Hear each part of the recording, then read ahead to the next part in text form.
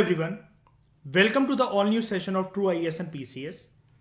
Continue करते हैं अपने चैप्टर 4 को, poverty, inequality and unemployment from Nitin Singhania Indian economy third edition. Previous lecture तक जो मैंने आप सभी को समझाया था, अंडरस्टैंडिंग मिल गई है सभी को? बता दो ज़रा, कोई डाउट तो नहीं? कल तो हमने बस बेसिक एक इंट्रोडक्शन में थोड़ा सा डिटेल में गए थे, ग्लोबल नॉर्थ, ग्लोबल साउथ वगैरह में। कोई डाउट? आगे बढ़े हम लोग फिर।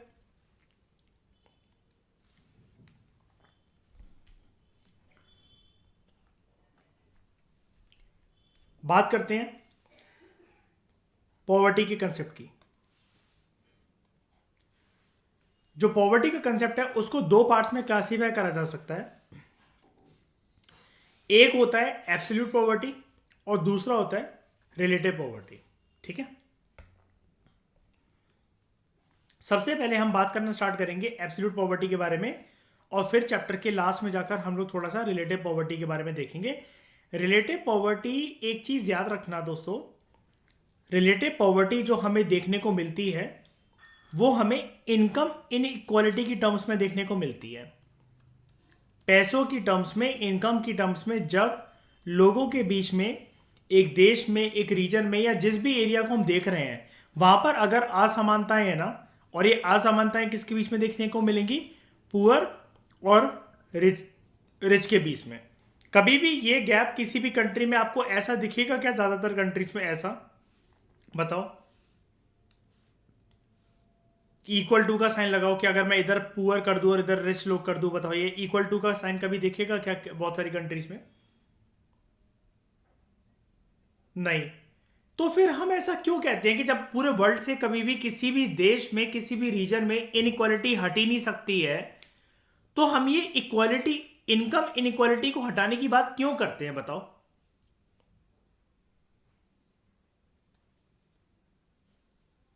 एक बात बताओ ना, जब हम अपनी कंट्री में जैसे चैप्टर पढ़ रहे हैं, फॉर एग्जाम्पल ये हमारी बुक है, हमें एग्जाम देना है, एग्जाम को साइड हटाकर बताओ, ये जो हम कहते हैं कि पैसों की टर्म्स में जो असमानताएं हैं, अमीर और गरीब के बीच में जो फर्क है, इन असमानताओं को हटाना चाहिए। क्यों, कैसे हटाना चाहिए? आज तक तो कोई कंट्री हटा नहीं पाई है। क्यों क्यों हटाना चाहिए? पर हम इसकी बात करते ही क्यों हैं? इसकी इंपॉर्टेंस क्या है? इक्वल ट्रीटमेंट तो चलो ठीक है, वो मिल जाएगा, लेकिन इनकम की टर्म्स में जब कोई कंट्री, क्या कह रहे हो? Pending order is the necessary, मतलब? हाँ,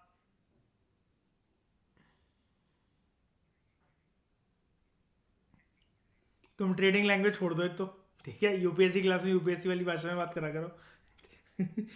पेंडिंग ऑर्डर, ऐसा क्या जरूरी है बताओ? मतलब ये बात ही क्यों होती है? पहले बताओ, मेरे क्वेश्चन का लॉजिक समझ में आया आपको? जैसे एक बात बताओ दोस्तों, मैं आपसे ये कह रहा हूं, कोई कंट्री आज तक इतनी सक्षम नहीं हो पाई है कि वो अमीर और गरीब के गैप को कम कर सके। बड़ी से बड़ी कंट्री नहीं कर सकती। बताओ ऐसी कोई कंट्री या कोई गली मोहल्ला है जहां पर अमीर और गरीब बिल्कुल इक्वल हो, या अमीर गरीब का फर्क ही ना हो? नहीं है। तो फिर हम बात ही क्यों करते हैं इस कंसेप्ट के बारे में? सोचने वाली बात है ना ये। ऐसे सवाल आपको सोचने चाहिए बुक रीडिंग करते वक्त, कि ये नहीं है बक्सा देखा, अरे फालतू है, हटाओ आगे बढ़ो। अश्विनी, आप क्वेश्चन को समझने की कोशिश करो। वो तो चलो ठीक है, ये तो आप आफ्टर इफेक्ट्स बता रहे हो, लेकिन मैं कह रहा हूं कि ये जो इनकम इनइक्वालिटी को खत्म करने की जो बात है, ये कंसेप्ट प्रोमिनेंस में है ही क्यों? अगर आपसे इंटरव्यू में पूछ लिया जाए हम इसकी बात ही क्यों करते हैं, और वो आपसे बोले मिस कौर आज तक तो ऐसा कोई कर नहीं पाई है कोई कंट्री, बड़ी से बड़ी कंट्री, क्या? पर ये अचीव तो हो ही नहीं सकती ना कि इनकम इनक्वालिटी इरेडिकेट हो जाए। प्रोस्पेरिटी तो तब आएगी ना जब इरेडिकेट हो जाए। तो देखो इसका आंसर ये है, देखो इसका आंसर ये है। पहले मुझे बताओ, इस पृथ्वी पर वो कौन सा इंसान है who was the first perfect human being on earth? बताओ कौन था? कोई भी नहीं। ये कोई ऐसा क्वेश्चन थोड़ी ना आप बैठ के सोच रहे हैं बच्चे के, नील आर्मस्ट्रॉन्ग जैसे पहली बार मून पे कदम रखने वाला इंसान था, ठीक है? प्रेजेंट टाइम में परफेक्ट ह्यूमन बींग कौन है?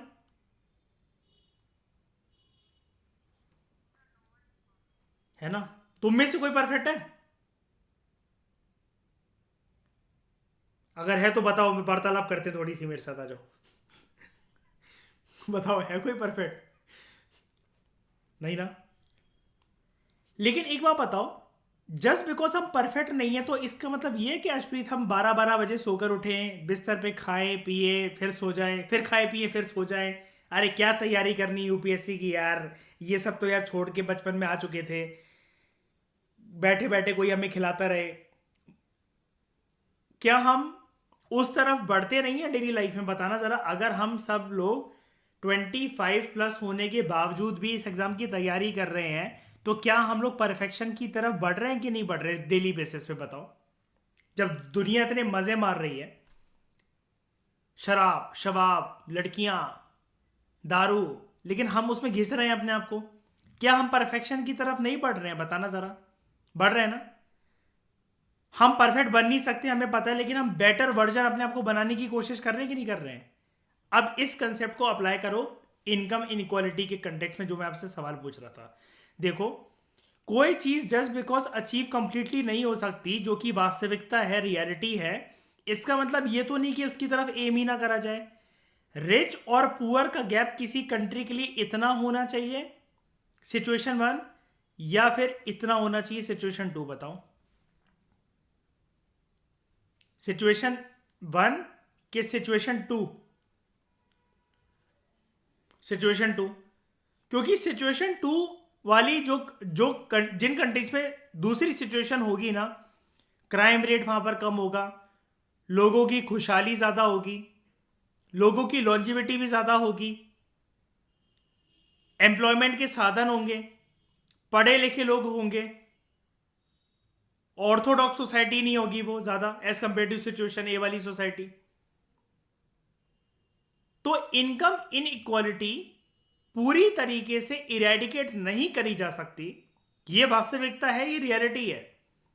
लेकिन इसकी तरफ एम कर करके एक कंट्री कदम रख सकती है कि वो अपने आप को, एक मिनट रुकना, वो अपने आप को एलडीसी से एक कदम आगे बढ़ाकर इस परफेक्शन की तरफ जाते हुए डेवलपिंग बना ले, और फिर एक कदम और आगे बढ़ाते हुए अपने आप को डेवलप्ड बना दे। ये चीज तो हो जाएगी, सिर्फ एक सेकेंड मयूर, एक मिनट, ये चीज तो हो जाएगी जीडीपी के टर्म्स में, ये चीज तो हो जाएगी जीडीपी के टर्म्स में। लेकिन फिर डेवलप कंट्रीज में ये सब चीजें भी देखी जाती हैं कि लोग जो हैं वो शिक्षित ज्यादा होते हैं, एजुकेटेड होते हैं, और एजुकेटेड आदमी हमेशा ऑर्थोडॉक्सी को पीछे छोड़कर आता है। हम अपने काम में, अपने प्रोफेशन में, अगर आप में से कोई आईपीएस बन जाए तो ऐसी बातें करेगा क्या क्या कहीं पे मर्डर हो गया, नहीं आज तो मैं घर से बाहर नहीं निकलता, मंगलवार को हमारे घर में कहीं बाहर नहीं निकला जाता? बताओ, बहुत सारी चीजें आपको छोड़नी पड़ती है। एक शेफ अगर कहीं इंटरनेशनल किसी एक रेस्टोरेंट में किसी भी एक जगह पर काम कर रहा है, अब उसको अगर अपने कस्टमर को चक्कर बताना है केकड़ा या कुछ भी, तो उसके लिए नवरात्र और ये सब चीजें एग्जिस्ट नहीं करती हैं,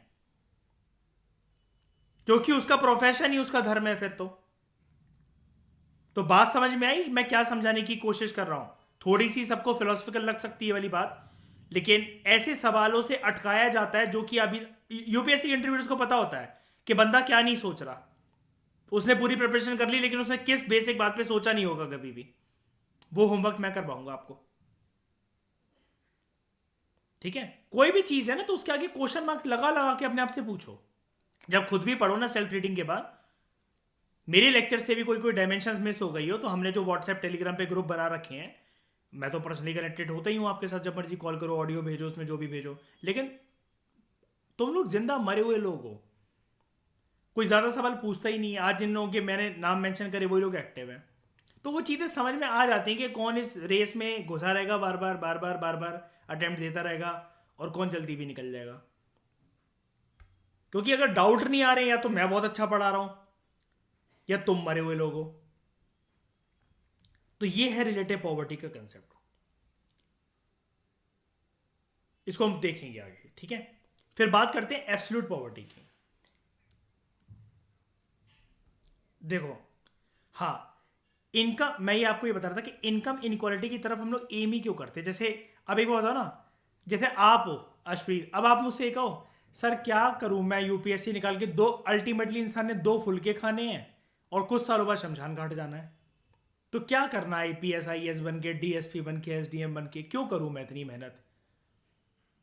क्लचर खोल के बाल हिलाऊंगी, ऐसे किसी बंदे को फंसा लूंगी, वो कमा लेगा मेरे लिए, मैं क्यों कमाऊं, है ना। तो कल से बालकनी में खड़े होकर ये वाला काम करना ज्यादा आसान है। लेकिन एक बार बताओ, आप फिर भी परफेक्शन की तरफ बढ़ रहे हो कि नहीं बढ़ रहे हो। दिल्ली जैसी जगह में सारे सुख चैन को छोड़ते हुए आप फिर भी यूपीएससी की तैयारी कर रहे हो कि नहीं कर रहे हो।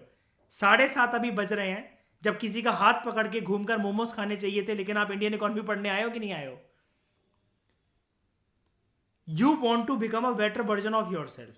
सिमिलर वे में एक कंट्री जो है ना, रिच और पुअर के गैप को कम करने की कोशिश ही ना करे कि इस चीज में कि इनकम इनक्वालिटी कम कैसे हो जानी है, तो वो कंट्री एक परफेक्शन की दिशा में कभी नहीं रहेगी, वो एलटीसी ही रहेगी। जिंदा मरी हुई सरकारें जिन जिन अफ्रीकन कंट्रीज में, तो आज भी आजादी के बाद, डीकोलोनाइजेशन के बाद जो उनका एलडीसी का स्टेटस था, वो आज भी एलटीसी का स्टेटस ही है। वहां क्राइम रेट, गरीबी, और जहां गरीबी होती है वो क्राइम रेट भी होता है। जो ऑर्थोडॉक्स सोसाइटी होती है वो ज्यादा डेवलप कर नहीं सकती अपने आप को। बुलेट ट्रेन का जब प्रोजेक्ट आया, जापान के आई थिंक पता नहीं प्रीमियर ने ही या फिर किसी एक बंदे ने कहा था, मैंने एक अखबार में पढ़ा था, उन्होंने कहा था हिंदुस्तान, एक जापान का एक न्यूज़पेपर ही था, आई थिंक पीएम ने ही बोला था टोरंटो में उनके, या फिर पता नहीं क्या किसी एक अखबार ने क्रिटिसाइज करा था, उन्होंने बोला था भारत को क्या जरूरत है जापान ये बुलेट ट्रेन की। बुलेट ट्रेन तो उनके लिए है जो वक्त की कदर करना जानते हैं। ये तो 2 घंटे सिर्फ पूजा करने में लगा देते हैं रोज सुबह, ये क्या बुलेट ट्रेन चलाएंगे। तो यानी कि मतलब जो, जैसे क्या होता है कि जब आप बहुत ज़्यादा बिजी होते हो ना, तो आपके पास किसी चीज़ का टाइम नहीं होता, और ऐसा देखा जाता है कि होना भी नहीं चाहिए। ये चीज़ है क्या, ये थोड़ी सी फिलोसफिकल चीज़ सबको समझ में आई। यशप्रीत आप क्लियर हो गया कि जस्ट बिकॉज इनकम इनइक्वालिटी पूरी तरीके से हट नहीं सकती, लेकिन इसका मतलब ये नहीं है कि कंट्री उसकी तरफ एम ना करे, ये बताने की कोशिश कर रहा हूं मैं। इस गैप को, पुअर और रिच के गैप को ब्रिज करने की जरूरत है। ब्रिज का मतलब ये होता है कि अगर ये गैप इतना लंबा है ना, तो 10 साल बाद ये इतना होना चाहिए, उसके 10 साल बाद इतना होना चाहिए, फिर एक डिकेड बाद इतना, फिर इतना, फिर इतना, फिर इतना। हम एक डॉट पे नहीं ला सकते इसे, स्कैंडिनेवियन कंट्रीज भी नहीं ला सकती क्लेम करने को। देखो बाहर से कोई कुछ भी बोल ले, अब इंडिया 6 लार्जेस्ट कंट्री वो बन गई है, हिंदुस्तान चलो ठीक है बन गई है, छठी सबसे लार्जेस्ट इकोनॉमी बन गई है। मुझे तुम में से एक जन भी बता दो कि हिंदुस्तान में पैसे कमाना आज के टाइम में 100 रुपए भी कमाना कितना आसान या कितना मुश्किल है, बताओ जरा। सुगंधा, कितनी सरकारी नौकरी लग जाती है इंसान की 12वीं क्लास करने के बाद, उसमें चाहे वो भले ही टॉपर रहा हो, गोल्ड मेडलिस्ट रहा हो, बताओ, है ना।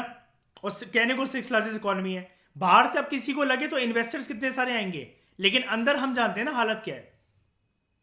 घर का, एक सेकेंड, घर का पेंट देखकर सुगंधा हो सकता है आपके घर से बहुत अट्रैक्टेड हो कि वाह यार क्या घर बना रखा है, अंदर कितने बर्तन खटक रहे हो वो तो आप ही जानते हो, है कि नहीं। ये कहने का वे बता रहा हूं मतलब मैं। अब जैसे जैसे हम लोग किसी को बोलते हैं, जनरल बात बताऊं, किसी को हम लोग बोलते हैं या घर वालों ने किसी को बोल दिया यूपीएससी की तैयारी कर रहे हैं, शुरू शुरू में तो मतलब बहुत तारीफ, एक दो अटेम्प्ट में नहीं निकला, हाँ बड़ा यूपीएससी की तैयारी कर रहे हो, ऐसा हर किसी का थोड़ी निकल जाता है। वही वाली बात हो जाती है ना कि मतलब उगते हुए सूरज को सलाम करना। लेकिन अब समझ गए ना मतलब ये अशप्रीत क्या है, ये फिलोसफिकल चीज जो मैंने बताई, ये डिबेट समझ में आई अशप्रीत, बताओ या रिपीट करो, पक्का ना। जो सुगंधा आप ये पूछ रहे हो कि जॉब की दिक्कत क्या होती है, और लोग बहुत सारे यहाँ पर लोग छोड़ के बाहर की ओर चले जाते हैं जॉब लेने, जिस कंसेप्ट को हम लोग कहते हैं दोस्तों ब्रेन ड्रेन अक्रॉस बॉर्डर्स, जिसके बारे में हमने बात करी हुई है। This concept is known as brain drain. This is a huge loss to our country, that country fails to recognize the talent of millions of those people who are qualified enough, educated enough, but fails to get job in the country, right? अब ऐसा आपका सुगंधा सवाल है कि ऐसा होता ही क्यों है, ये इसलिए होता है because current government is proceeding towards the a plan और सेट ऑफ स्कीम ऑफ, जो आपने सुना होगा आप सबने, मिनिमम गवर्नमेंट मैक्सिमम गवर्नेंस। सिर्फ इस नारे के बदौलत, सिर्फ इस नारे के, मिनिमम गवर्नमेंट मैक्सिमम गवर्नेंस, सिर्फ इस नारे की, इस बात की, इस दो शब्दों की बदौलत यूपीएससी की सीटें कम चल रही हैं, स्टेट पीएससी की सीटें कम चल रही हैं।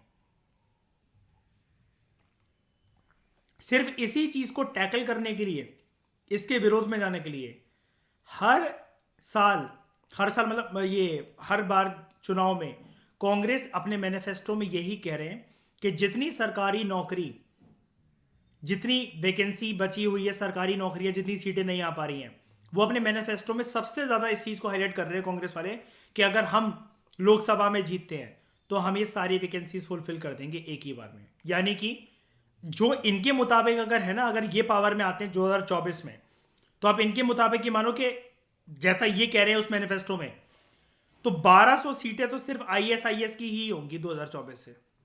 अभी तो ओवरऑल 800 सीटें यूपीएससी में, 1200 तो आईएएस बनेंगे, 1500 आईपीएस, 2200 आईआरएस, 5-6 हजार हर साल यूपीएससी की सीटें निकलेंगी कम से कम। और ये चीज करंट सरकार की गलत स्कीम ऑफ प्लान है, क्योंकि आप मिनिमम गवर्नमेंट मैक्सिमम गवर्नेंस करोगे तो इतनी सारी जनता जाएगी कहां पर, सिटीजन ये जाएंगे कहां पर। और प्राइवेट नौकरी तो देखो, मैं एक चीज समझता हूं, प्राइवेट नौकरी है कुत्ते वाली नौकरी और सैलरी होती है बिस्किट।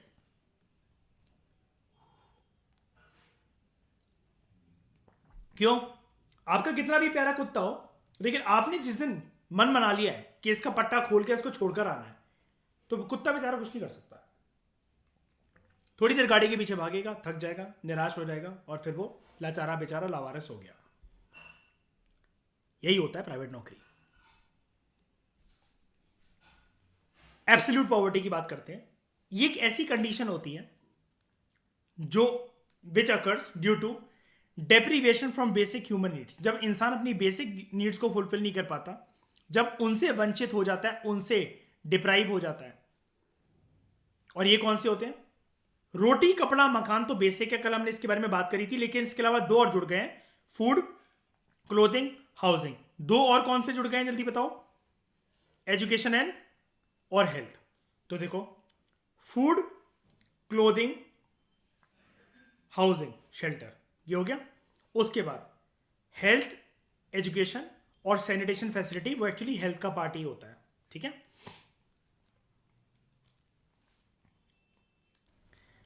तो इट इज मेजर्ड, जो एब्सोल्यूट पॉवर्टी होती है ना, एब्सोल्यूट पॉवर्टी हम लोग मेजर करते हैं, हमें कोई पैरामीटर तो चाहिए ना इसको मेजर करने के लिए, कुछ तो चाहिए हमें। तो हम लोग जो इसको मेजर करते हैं वो पॉवर्टी लाइन के बेसिस पर हम इसको मेजर करते हैं।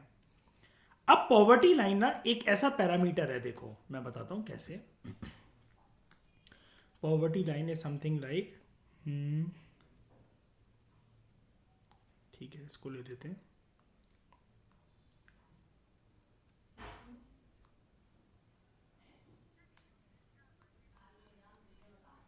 क्या चीज? Relative poverty we'll do in the end of the chapter, वो बाद में डिस्कस होगा। सबसे पहला कंसेप्ट एब्सोल्यूट पॉवर्टी का है, ठीक है। देखो, ये एक ना पैरामीटर है, इसको एक रेंज मान लो।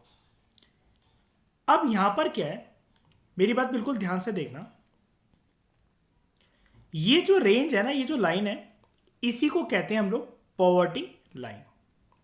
ये सिर्फ एक पैरामीटर है, अलग अलग इकोनॉमिस्ट अलग अलग हिसाब से एक ये रेंज बनाते हैं जिसमें वो पॉवर्टी लाइन को डिफाइन करते हैं कि पर्सन अगर इतना कैलोरी इनटेक कर पा रहा है तो वो पुअर नहीं है, इससे कम कर पा रहा है तो वो पुअर है, इतना कमा पा रहा है तो वो पुअर नहीं है, इससे कम कमा रहा है तो वो पुअर है। लेकिन कुल मिलाकर एक वो रेंज होती है, एक पैरामीटर होता है हमारे सामने, कुछ ऐसे, जो ये लाइन आपको दिख रही है। ओके, अब देखो, ये पॉवर्टी लाइन है। अगर पर्सन बिल्कुल इस लाइन पर खड़ा हुआ है, बिल्कुल इस लाइन पर खड़ा हुआ है, यानी कि वो एक प्रकार से बॉर्डर पे खड़ा हुआ है, एक लक्ष्मण रेखा पे खड़ा हुआ है। अगर उसने इसकी लाइन टो कर दी तो या तो वो थोड़ा सा खुश हो जाएगा जीवन में, या थोड़ा सा दुखी हो जाएगा। अब आप कहोगे सर ये कुछ समझ में नहीं आया, मतलब लाइन लक्ष्मण रेखा क्रॉस कर दी, कदम उधर रख लिया, दहलीज लांग ली, या फिर अगर लाइन टो कर दी तो खुश हो जाएगा दुखी हो जाएगा? कैसे, बताता हूं कैसे। अगर वो अगर पर्सन जो अभी यहां पर मैंने बनाया ना, इसका मतलब वो इतना इतना घर पे कमा कर ला पाता है, बीवी के हाथ में इतनी सैलरी रख पाता है, बीवी जब बाजार में राशन लेने जाती तो इनके घर में इतना इतना खाना बन पाता है, प्लस जो इन्होंने रोमांस कर करके रात को जाग जाग के जो छोटे नमूने जो छोटे पार्सल पैदा करे हैं, उनकी फीस, उनका स्कूल, उनका खर्चा, उनकी लॉलीपॉप, उनकी किटकैट, उनकी चॉकलेट, उससे ये सब आ पाती है। अगर तो अगर तो इस पर्सन की कोई सैलरी बढ़ा दे, या ये कहीं पर जॉब करने लग जाए, इसकी सैलरी इंक्रीमेंट हो जाए, या इसकी सरकारी नौकरी लग गई, या इसने ट्रेडिंग सीख ली, इस लाइन से इसका स्टेटस ऊपर बढ़ जाएगा। इस लाइन से इसका स्टेटस ऊपर बढ़ जाएगा, यानी कि इसकी इनकम भी ऊपर बढ़ जाएगी। तो जब ये पॉवर्टी लाइन और पर्सन अगर ऊपर चला गया तो मैं इसको क्या कहूंगा? ABL, अब ये सॉरी APL, अब पॉवर्टी लाइन। ये पर्सन का स्टेटस पहले जो इधर था ना, अब ये इस कैटेगरी में आ जाएगा, अब पॉवर्टी लाइन। पहले बताओ मुझे ये कंसेप्ट समझ में आया? अब पॉवर्टी लाइन का बताओ। तो यहां पर पर्सन कैसा हो जाएगा? खुश हो जाएगा, ऑब्वियस सी बात है। इतनी तो अक्ल है ना कि मतलब पर्सन गरीबी में खुश नहीं होता है, अमीरी में ही खुश होता है ना? इस चीज पे किसी को आर्ग्यू करना है मुझसे? कोई देने अपने तर्क वगैरह कि सब कुछ बोल रहे तो मुझे भी कुछ बोलना है इस बारे में? बताओ, कोई है ऐसा तुम में से? एग्री करते हो ना इस बात पे? ठीक है। मयूर कह रहा कौन ही बेड़े हैं उसके नीचे अगर पर्सन की इनकम अगर गिर जाती है, अब पर्सन की जो इनकम गिर गई ना, पर्सन की जो इनकम गिर गई, ये कैसे? रियल सिचुएशन के ऊपर बात कर लेते हैं, आपको सारे एंगल समझ में आ जाएंगे। अच्छी भली पर्सन की जिंदगी चल रही थी, मियां बीवी गुजारा करके रहते थे आराम से, या फिर कोई एक पर्सन किसी प्राइवेट कंपनी में काम करता था, और सडनली मार्च 2020 में पता नहीं कौन से परमात्मा उससे चिढ़ जाते हैं और जिंदगी में आ जाती है कोविड-19 की लहर, और कल से उसको बोल दिया जाता है कि जॉब पे मत आना। उसकी पूरी फैमिली का बजट, बीवी के शौक, बच्चों के चिप्स, चॉकलेट, सब कुछ छिनने की कगार पर आ जाता है। भीख मांगने के दिन बहुत सारे लोगों के आ गए थे, भगवान ना करे किसी के साथ ऐसी परिस्थिति कभी हो और कभी फिर से हो। और ऊपर से जब ऐसी परिस्थिति हो तो बहुत सारे लोगों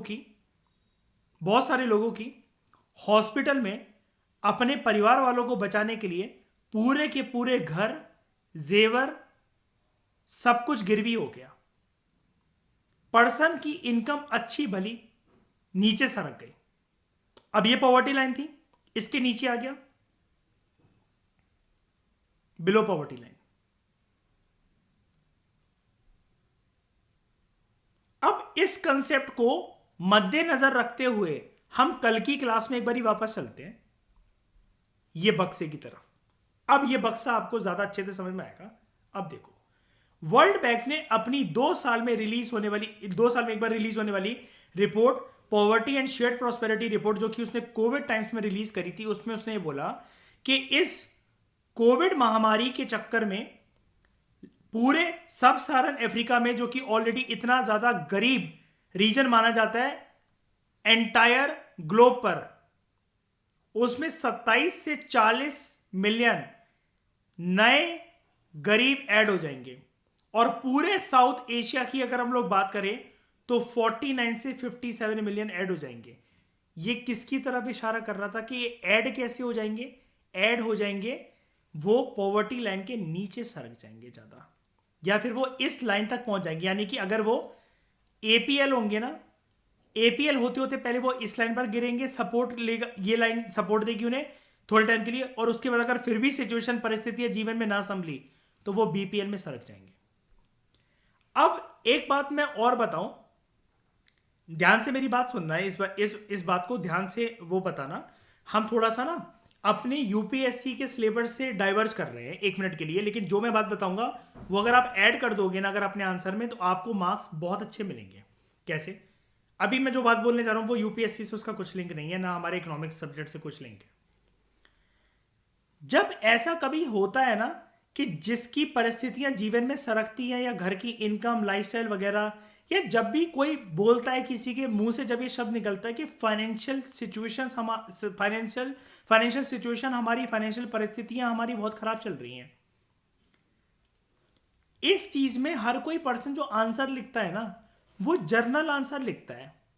मैंने जो बहुत क्लोजली ऑब्जर्व करा है ना अपने एक्सपीरियंस से दोस्तों, कसम से एक चीज बताता हूं और आप खुद भी अभी इस चीज को फील करना।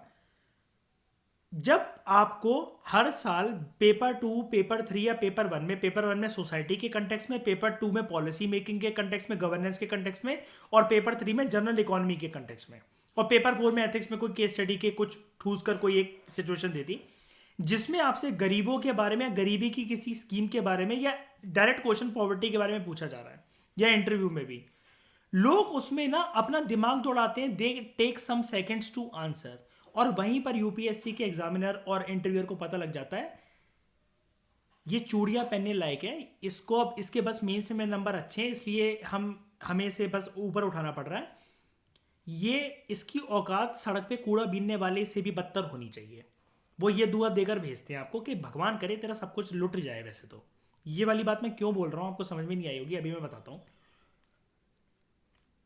लोग जब भी पॉवर्टी के ऊपर क्वेश्चन अपना आंसर करते हैं ना, या इंटरव्यू में कुछ बोलते हैं, वो सारी रिपोर्ट, सारे फैक्ट, तेंदुलकर कमेटी, फलाना ढिकमा, ये सब कोई कर कर आ रहा है, हर किसी को पता है। जो दूसरा तीसरा अटेम्प्ट देता है ना, हर कोई इतना सीरियस होता है, यहाँ पर कोई बड़ी बात नहीं होती कि तुम सोचो कोई बहुत आंसर लिख लोगे, नहीं। मैंने एक चीज जो बहुत होमवर्क करके अपने आंसर को अलग बनाने के लिए मैं हर एक चीज बहुत सोचता हूं। देखो, हमें हमेशा पॉवर्टी के एंगल में ना एक इमोशनल कंपोनेंट भी लिखना चाहिए कि जब ऐसी परिस्थिति होती है, ऐसी कोई पॉलिसी स्कीम आ रही है, या पेपर 1 में अगर सोसाइटी के ऊपर आए, तो यहां पर एक इसका इमोशनल एंगल क्या होता है गरीबी का, इसके बारे में तो कोई बात ही नहीं करता ना। और ये वाली बात लिख कर ना, मतलब मैं ये कह रहा हूं आपको ये हेडिंग नहीं डालनी इमोशनल एंगल, यानी कि कोई ऐसा पॉइंट मेंशन करना है जो इमोशंस के साथ जुड़ा हो, कि जब गरीबी दरवाजा खटखटाती है किसी का, तब जीवन की परिस्थितियां किस प्रकार से डगमगा जाती है, फिर आप लिखना शुरू करो कि ये पॉलिसी इस कंटेक्स्ट में आई थी। तो ये पता क्या बताता है कि आप ना एक ब्यूरोक्रेट ऐसे हो कि जब भी कोई पॉलिसी बनाओगे, बताओगे ना, तो वो पॉलिसी ऑब्वियसली बात है आप जनता की नौकर हो, कहने को जो मर्जी कह लो, अब वो अलग बात है कि आप ऐसे नौकर हो कि किसी की सूसू भी निकाल दो, लेकिन आप हो जनता के नौकर, you are a civil servant, you are a bureaucrat. तो उसमें ना एक इमोशनल एंगल कोई भी नहीं लगता, और मैं ये 99% नहीं, मैं ये 100% लोगों की बात कर रहा हूं। और लोगों को समझ में नहीं आता कि हमारे जीएस पेपर 2 और जीएस पेपर 3 में इतने कम नंबर आते क्यों हैं। किसी भी टॉपर के आप देख लो कि अभी 150 से ज्यादा नंबर क्रॉस हो जाते हो। बहुत सारी चीजें मिसिंग हैं, बहुत सारी चीजें, इसलिए जो एक एक नंबर पे रेस चलती रहती है ना, वो इसलिए चलती रहती है। एक नंबर, जैसे इसकी अगर 1 नंबर आई तो ये रैंक 1, इसके अगर 1 नंबर इससे कम है तो रैंक 2, क्योंकि यूपीएससी को औकात भी पता है लोगों की कि इससे ज्यादा बियॉन्ड कोई सोच ही नहीं सकता। ये तो रट्टू होते हैं ना। लीड अगर लेनी है तो आप ऐसे क्वेश्चंस में देखो, हर सब्जेक्ट का एक अलग फ्लेवर होता है, और हर सब्जेक्ट में हर एक टॉपिक का एक अलग फ्लेवर होता है।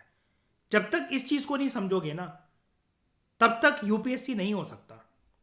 स्टेट पीएससी हो जाएगा, लेकिन एसडीएम डीएसपी बनने से ज्यादा कोई फायदा नहीं होता है। आज ही मेरी बात हो रही थी सौगंधा मैंने कहा ना, बेस्ट बेडरूम तो लवासना होगा था, नींद तो वहीं आती है चैन की, और मुझे बर्फों पे। तो जीएस पेपर 2 और 3 में इमोशनल एंगल लिखना आपको जरूरी होता है, क्योंकि वो ये दिखाता है कि you are a bureaucrat who is concern with people's feelings.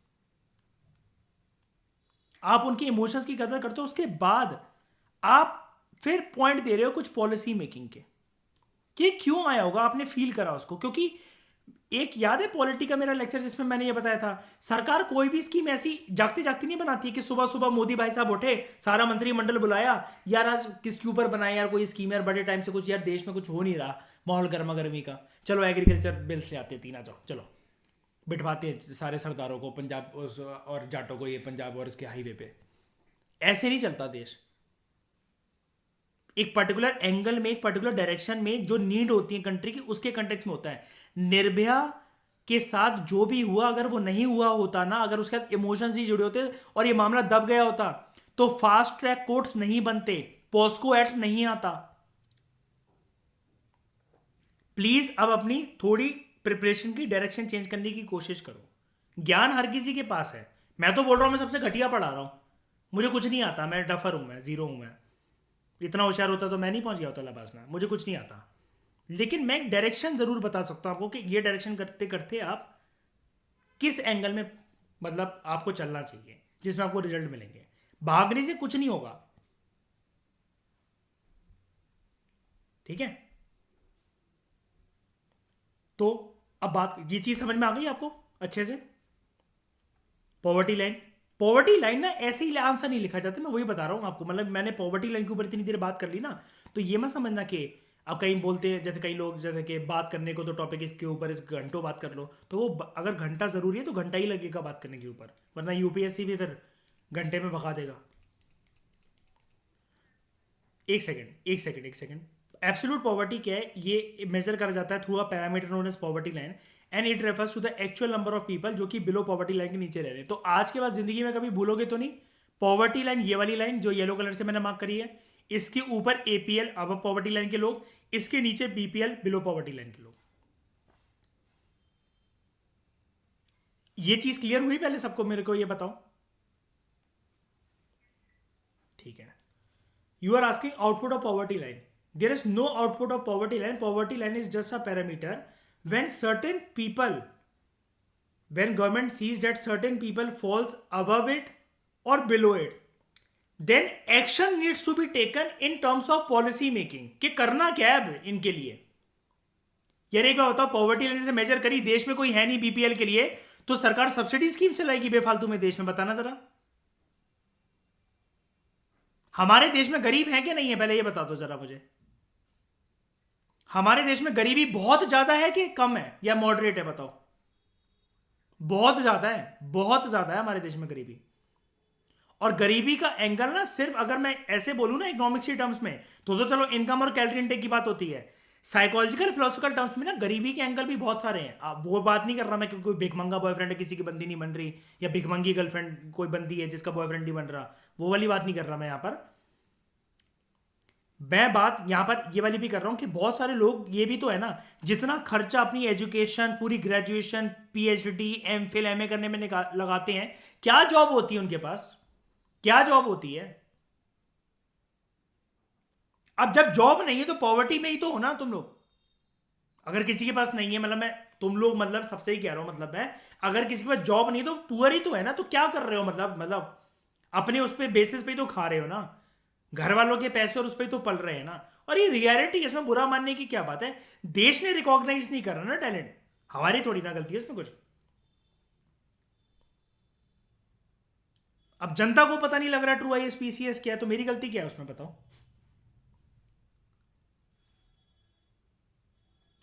तो सौगंधा मैं ये बोल रहा था, आप जो रिपीट करने के लिए कह रहे हो कि पॉवर्टी लाइन सिर्फ और सिर्फ एक पैरामीटर है, इसके बेसिस पर सौगंधा हमें ये पता, सरकार को पता लगता है कि कितने लोग इस लाइन के ऊपर हैं जिनकी कंडीशन ठीक है और नीचे हुए बिलो पॉवर्टी लाइन, तो इसका मतलब वो कभी भी गरीबी की वजह से स्वर्ग सिधार सकते हैं, परलोक सिधार सकते हैं, जो कि अच्छी चीज नहीं है। क्योंकि इस देश में हर एक बंदा प्यारा है, हर किसी की एक कीमत है। तो सरकार को जब पता लगता है कि इतनी इतनी जनसंख्या बिलो पॉवर्टी लाइन में है, तो उनके लिए योजनाएं, स्कीम्स, पॉलिसीज निकल कर आती हैं। अब समझ में आया, ठीक है। अब बात करते हैं measures use to estimate poverty line. What are the various measures जो कि पॉवर्टी लाइन को मतलब हम लोग देख सकते हैं। तो पहला पैरामीटर है पॉवर्टी लाइन खुद, एब्सोल्यूट पॉवर्टी को मेजर करने का जो वो है, वो पॉवर्टी लाइन खुद जिसके बारे में अभी हमने बात करी ऊपर। अब इसको डिटेल में समझते हैं एक बार जरा। देखो, पॉवर्टी लाइन सबसे पहले तो हमें ये बताती है कि वो जो लाइन की मैं बात कर रहा था, जो मैंने येलो कलर से ऊपर बनाई है जो लाइन, ये वाली, ये जो पैरामीटर मैंने ऊपर बनाया था, मतलब ऐसी एक लकीर मान लो जो मैंने बनाई है कि अगर ये पॉवर्टी लाइन है तो ठीक है। वेट अ मिनट, ये वाली लाइन,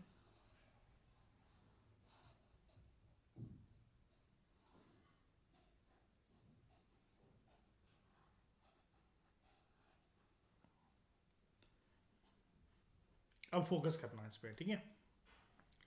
ये लाइन हमें ये दिखाती है required level of income person की कितनी। मैंने आपसे बोला ना, वो वाली बात करी ना मैंने आपसे कि बंदे के पास सैलरी कितनी आ रही है, बीवी के हाथ में कितना देता है वो पर्सन, फिर राशन कितना भरवाती है, और जो उन्होंने क्वालिटी टाइम स्पेंड करके जो छोटे छोटे पार्सल जो बनाए हैं, पैदा करे हैं, तो उनके लिए कितना खर्चा होता है, यानी कि बच्चे। तो it is the required level of income, basic necessities of जो जिंदगी की हैं उनकी पूर्ति करने के लिए, उनकी उनकी फुलफिलमेंट करने के लिए। और वो बेसिक नेसेसिटीज क्या है? Food, clothing, housing, education and health. अब मैं एक बात बताऊं, इकोनॉमिस्ट पहले ना क्लोथिंग हाउसिंग को मानते थे, रोटी कपड़ा मकान को मानते थे। इसमें शिक्षा को भी चलो 2 मिनट के लिए साइड हटा देते हैं, चलो ठीक है। बात करते हैं हेल्थ की। आपने हेल्थ के कंटेक्स्ट में जनरली तुम सब करंट अफेयर को चाटने वाले तो रहे हो एक ना एक टाइम पे, मैं भी रहा हूं।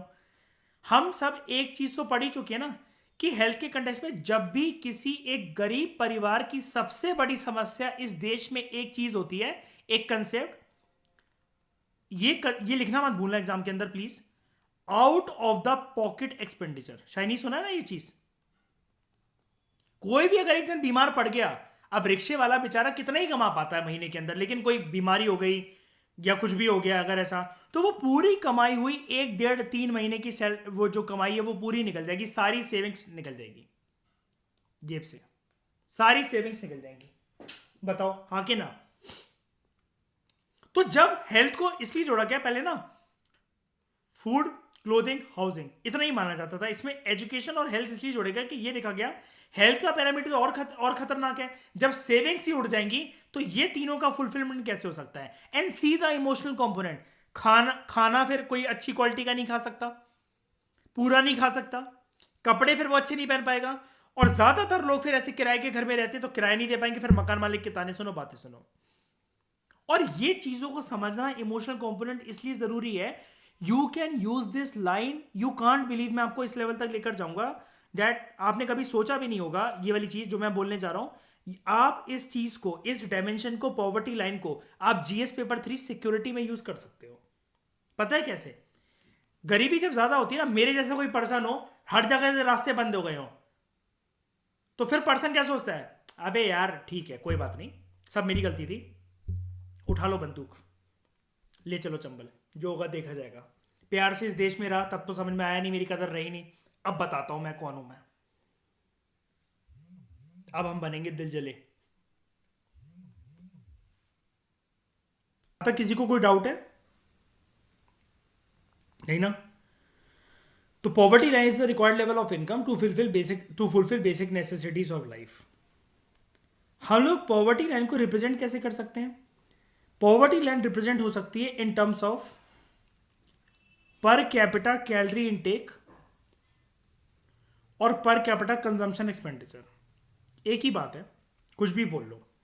मैंने अभी आपको बताया ना, पर्सन जब इनकम घर लेकर आएगा, इसलिए मैंने वो वाली बात पहले कर दी थी, राशन तो भरवाएगा ना घर में।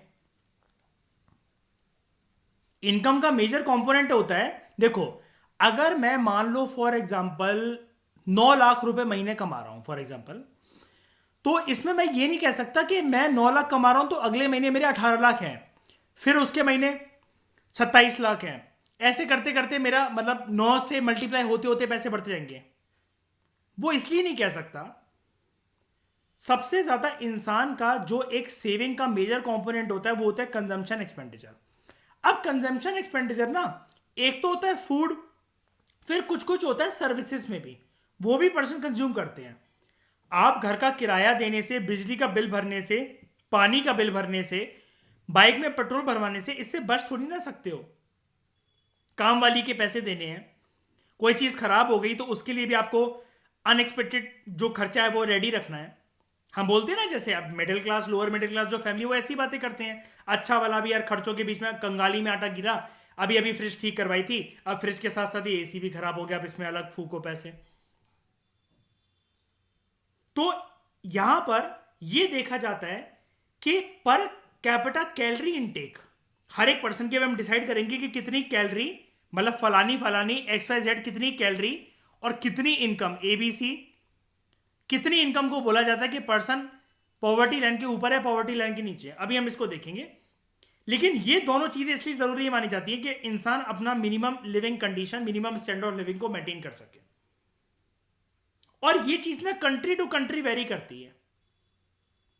जैसे हो सकता है $100 में गुजारा अमेरिका में किसी पर्सन का ना हो रहा हो, लेकिन कोई अगर अमेरिका में काम कर रहा है और वो $100 सिर्फ अपने घर वालों को वो भेज रहा है, तो मयूर जैसे तो लोग खुश हो गए, अर्पित जैसे लोग तो खुश हो गए कि $8,200, 8,000 के आसपास आ गए $100 के हिसाब से।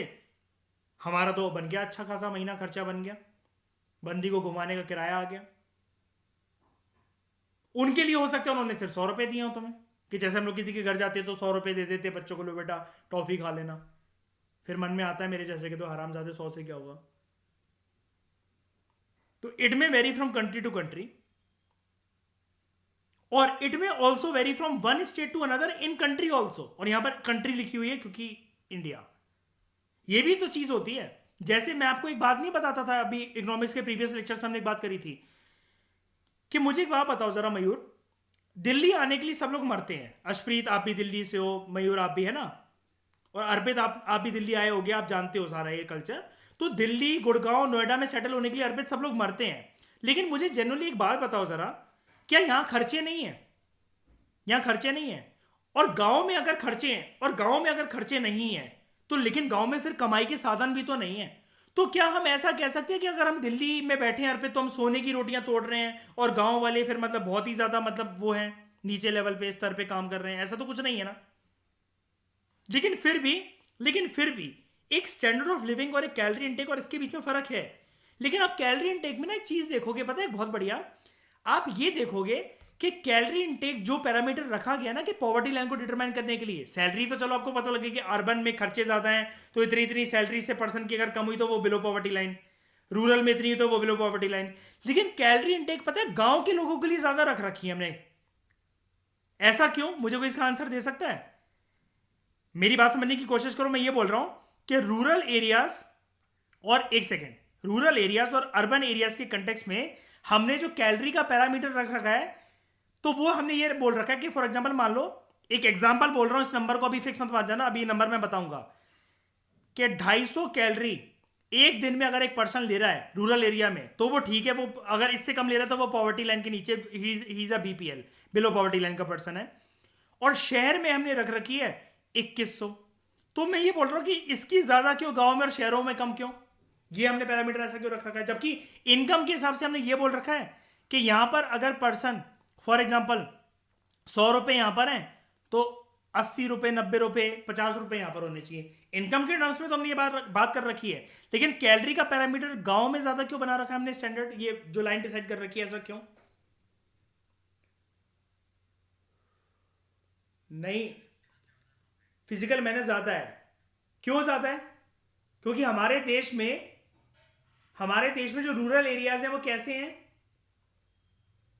हिंदी में टर्म सुनी है अर्पित? वेरी गुड, वेरी गुड, यही बोलना चाह रहा था। तुमने मेरी मुंह की जबान छीन ली, स्टैंडर्ड मैच कर लिया मेरा। कृषि प्रधान देश हमारे देश को बोला जाता है ना। तो वो, और आप पता है एग्रीकल्चर करने में तो ऑब्वियसली बात है कमर टूटती है, पसीना बहुत बहाना पड़ता है, तो रोटी भी ज्यादा लगेंगी, चावल भी ज्यादा लगेंगे, कुल मिलाकर प्रोटीन कैलोरी इनटेक ज्यादा चाहिए। चाहिए कि नहीं चाहिए बताओ? ठीक है। तो इस चैप्टर को आपको ऐसी बेबी स्टेप्स ले लेकर करना है, आराम से सारी चीजें समझ समझ के, भागना नहीं है, किसी भी चीज को स्किप नहीं करना, रश नहीं करना है। ओके, एग्जाम्पल देखते हैं किसका। मैंने क्या बोला अशप्रीत, कि ये नंबर सिर्फ समझाने के लिए भी अभी आएंगे। हाँ ये एग्जाम्पल है, ठीक है।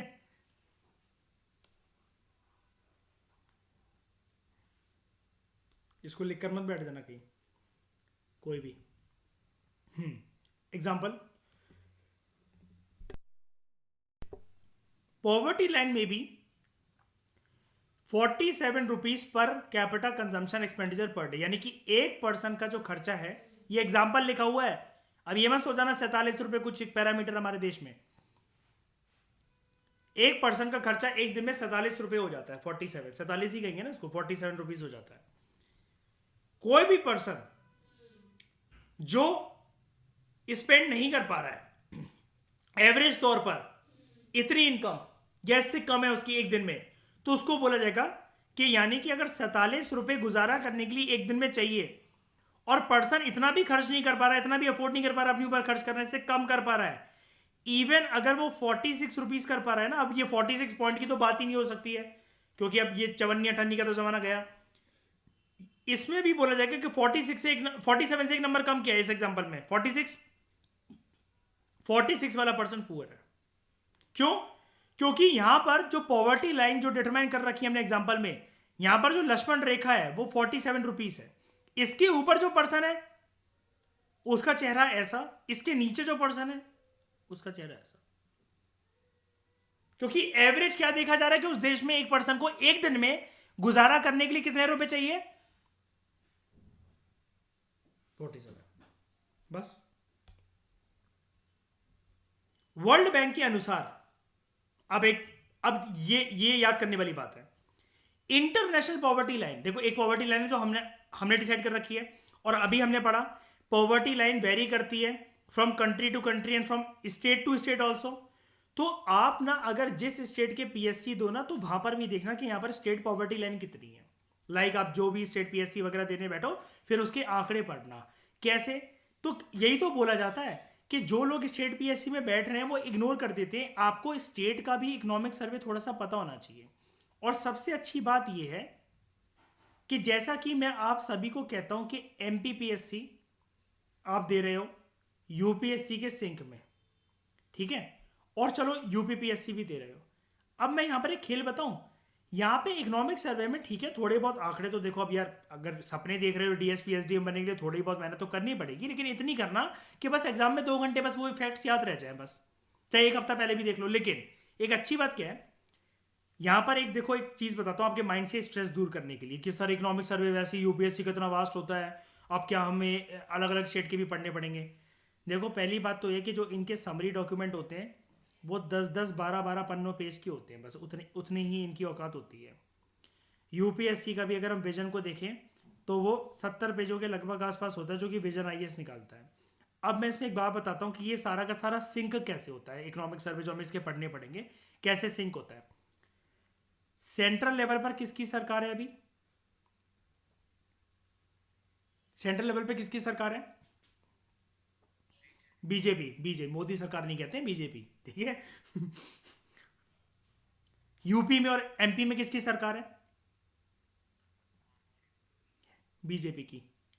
यानी कि यहां पर ना पॉलिसी मेकिंग के टर्म्स में और बजट एलोकेशन और किन किन सेक्टर्स पे जनरली क्या चीज देखेगी ना, आपको एक सिंक नेचर देखने को मिलेगा, सिमिलर सी चीजों पे खर्चा करना, इक्वल लेवल अमाउंट ऑफ खर्चा करना। थोड़ी बात समझ में आई, आइडियोलॉजी समझ में आई थोड़ी सी, सिमिलर वे में रूल करना चाहते हैं ना ये सारे के सारे। तो ये कैसे हो सकता है कि कोई इनमें से कोई बोल्ड स्टेप ले ले बहुत ज्यादा। सारा का सारा ज्यादातर जो फंड आता है वो कहां से आता है, ज्यादातर फंड सेंट्रल गवर्नमेंट से, है ना, इस वजह से। और जब सरकारी सेम हो तो डिस्प्यूट की तो कोई बात ही नहीं उठती ना। ये छोटी छोटी चीजें लोग समझते नहीं एकदम से ना, बस अपने दिमाग में स्टोरी बनाने बैठ जाते हैं। डोंट वरी, उसके लिए मैं हूं, ठीक है। अभी तो फिलहाल स्टार्टअप पे फोकस करो, ये बात की बात है। और पीटी 365 इस बार की मैं बहुत रिमार्केबल लाने वाला हूँ। 2023 में जो बच्चे एग्जाम दे रहे हैं, तो करंट अफेयर जो पूरे साल के मिस हो गए हैं या किसी के कुछ भी छूट गए हैं, आपको कोई टेंशन लेने की जरूरत नहीं है। आप बस मेरी बात मानकर स्टैटिक पे फोकस करो। PT 365 will be a revolutionary series this year, जो कि मैं फ्री में लॉन्च करूंगा यूट्यूब पे, ठीक है, सबके लिए। तो as per the world bank, international poverty line जो है ना, कि मतलब एक ना पूरे ग्लोब पर, पूरे अर्थ पर गरीबी कितनी है, और उसमें गरीबी का एक पैरामीटर क्या होना चाहिए, इंटरनेशनल बेसिस पर। इसके लिए जिम्मेदारी ली वर्ल्ड बैंक ने एक आंकड़ा देने की। और पहले वर्ल्ड बैंक ने ये बोला इनकम के बेसिस पर हम बताते हैं, अगर एक पर्सन का खर्चा अगर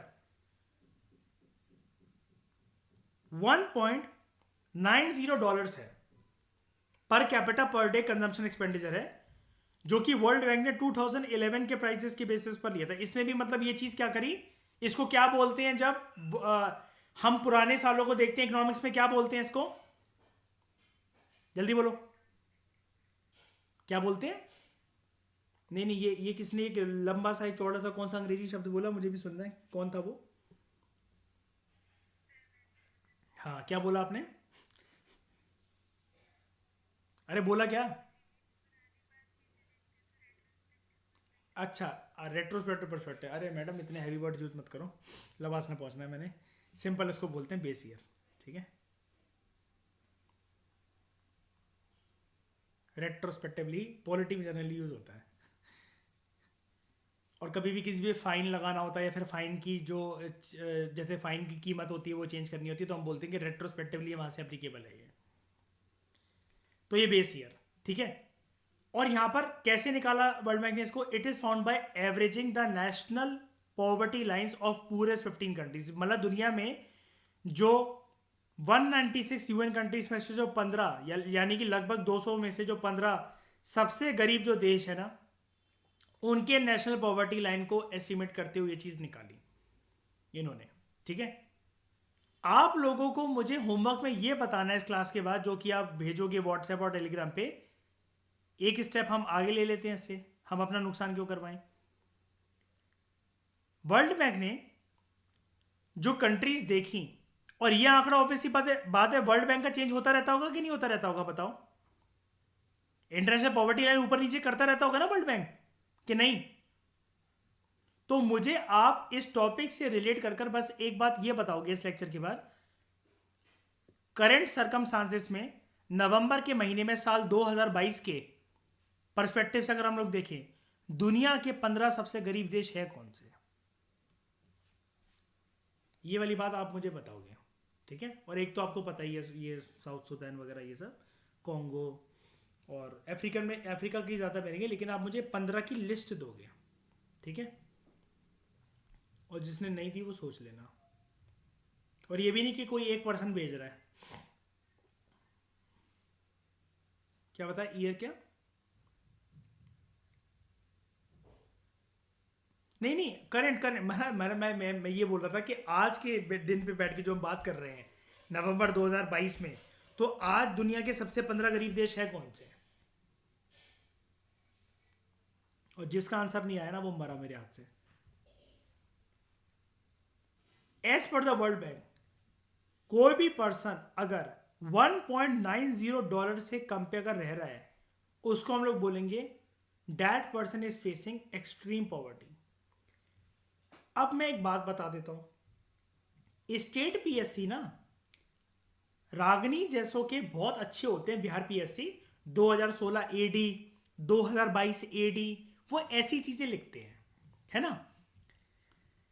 अब रागनी में आपको नहीं कह रहा हूं, मतलब मैं बिहार पीएससी की बुराइयां कर रहा हूं। तो अब ज्यादातर स्टेट पीएससी ना हो सकता है क्वेश्चन फ्रेमिंग की टर्म्स में अपना ज्यादा दिमाग लगा लें, जो उनके पास हो भी ना। क्या आपको एग्जाम में ये देखिए, यार